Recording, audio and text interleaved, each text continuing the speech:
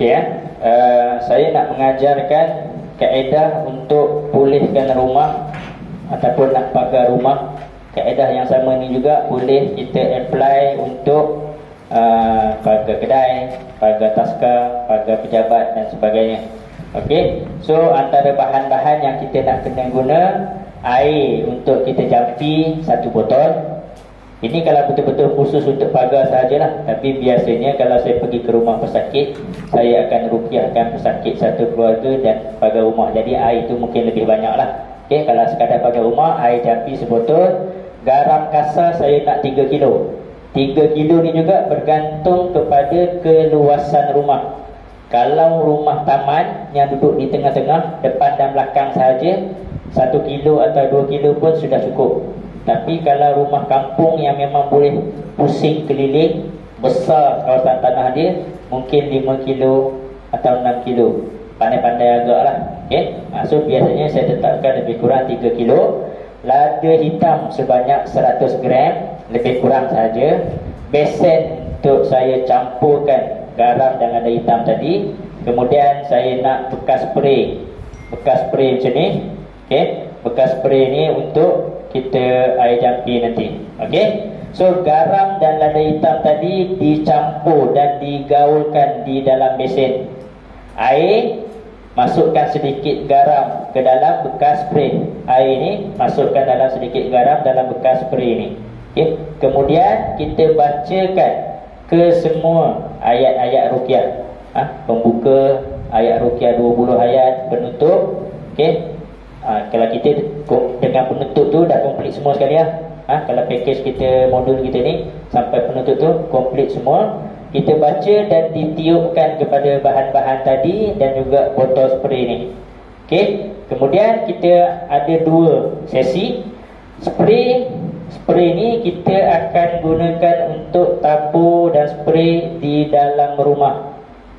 Garam dan lada hitam tadi pula untuk saya tabur di luar rumah. Okey, sekeliling rumah ataupun tempat-tempat yang kita boleh masuk. Saya sangat-sangat jarang tabur garam dalam rumah sebab dia melekit nanti. Saya biasanya luar rumah saja. Melainkan rumah tu memang sangat-sangat teruk, barulah saya tabur garam.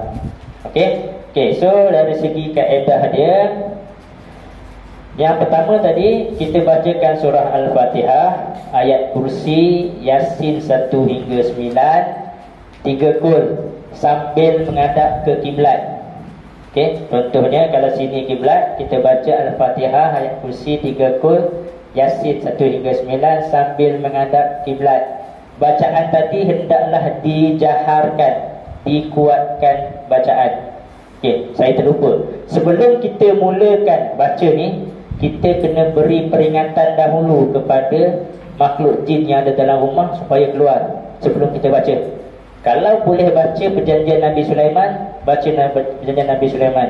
Unashidukum bil ahdil ladzi aqazahu alaikum Sulaiman antahruju wa tarhalu min baitina. Unashidukumullah antahruju wa la tughzu ahada wa tarhalu min baitina. Aku memperingatkan kamu, wahai golongan jin, perjanjian kamu dengan raja kamu iaitu Nabi Sulaiman alaihissalam untuk berpindah dan keluar daripada rumah dan juga tubuh badan manusia. Aku juga memperingatkan kamu, wahai golongan jin, perintah Allah Subhanahu Wa Taala supaya kamu keluar daripada rumah atau tubuh badan manusia. Itu pun boleh baca. Ataupun kita juga boleh beri peringatan secara spontan.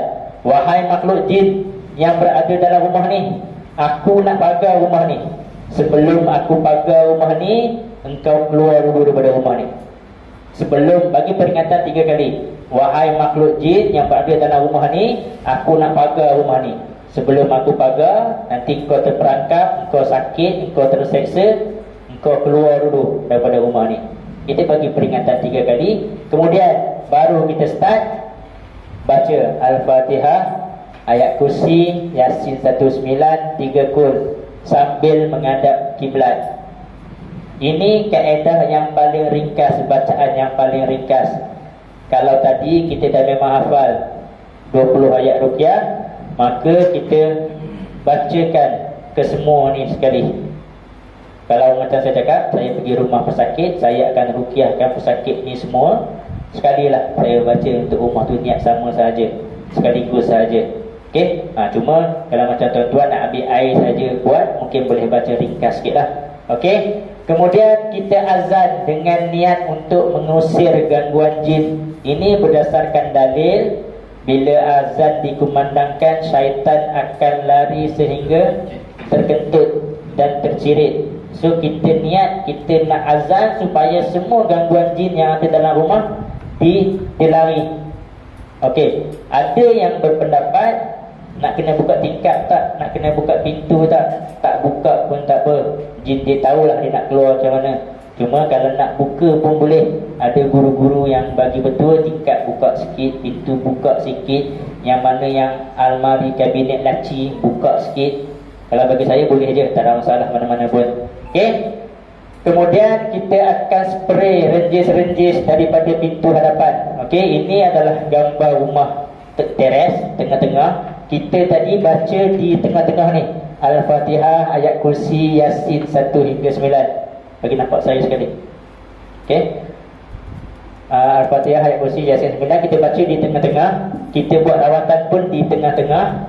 Okey. Kemudian kita akan start spray daripada sebelah kanan. Okey, kita ambil dinding sebelah kanan, putaran tawaf, kita baca ayat kursi sambil spray. Allahu la ilaha illa huwal hayyul qayyum. Spray. Sambil baca, sambil spray.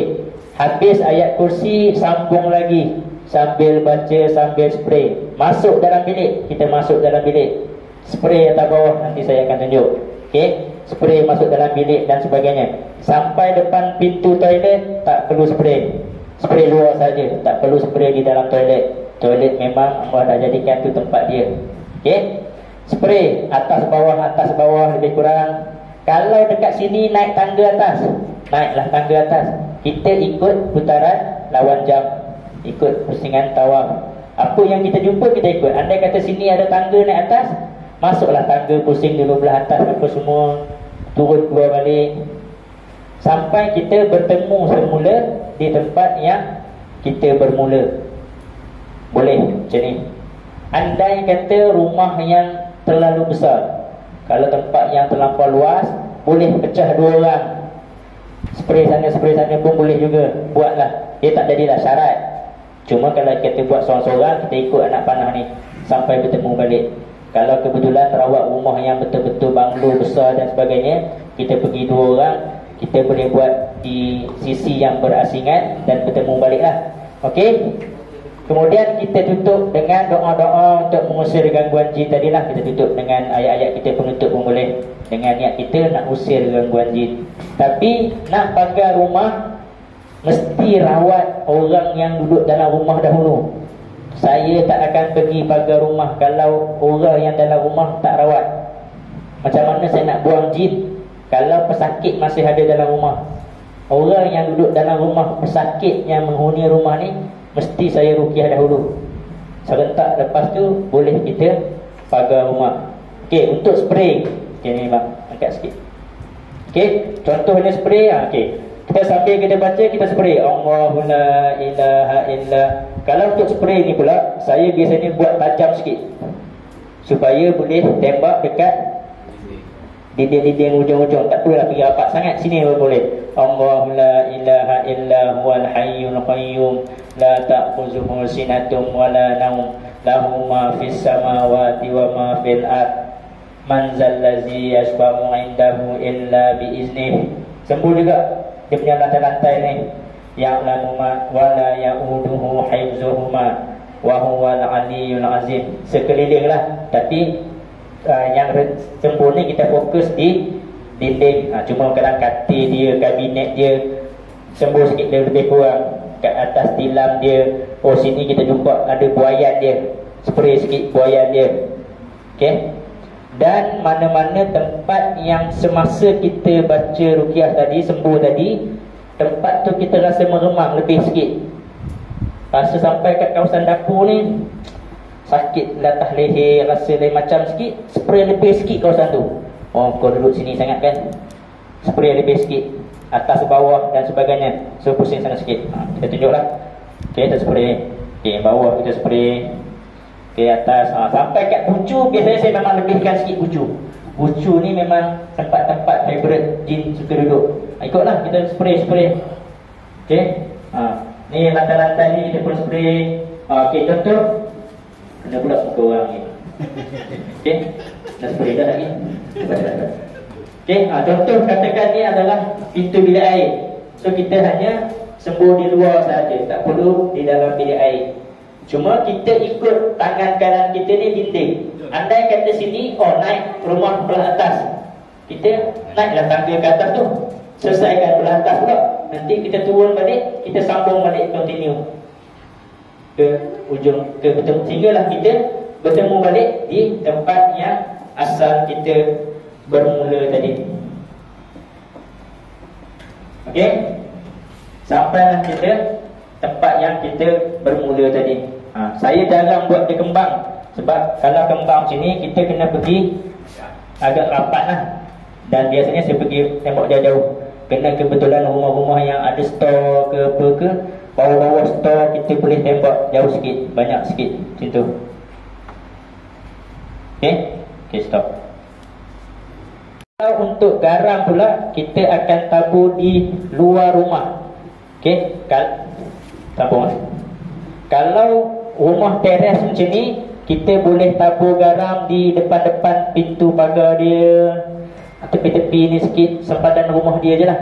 Okey, kalau okey. Dan favourite saya, kalau depan rumah ni ada pokok-pokok sikit, adalah tanah sikit sejemput, pokok pelam. Kalau taman-taman ni pokok pelam, kawasan ni lebihkan sikit sembah garam, tabur garam. Kadang-kadang di pohon-pohon yang tanah sejemput tu lah orang akan tabur dan tanam dan macam-macam. Pada pokok ni lah orang nak suka paku yang macam-macam. So garam tu baling atas pokok sikit, 2-3 kali baling. Tabur di bahagian depan rumah, tabur sikit di atas bumbung rumah setakat yang termampu. Kemudian pergi ke belah dapur belakang, tabur juga di bahagian dapur, jalan-jalan belakang ni lebih kurang sikit. Okey. Kalau rumah yang boleh pusing keliling, kita pusing keliling lah. Kalau rumah kampung yang boleh pusing keliling, kita pusing keliling. Okey. Okey, stop.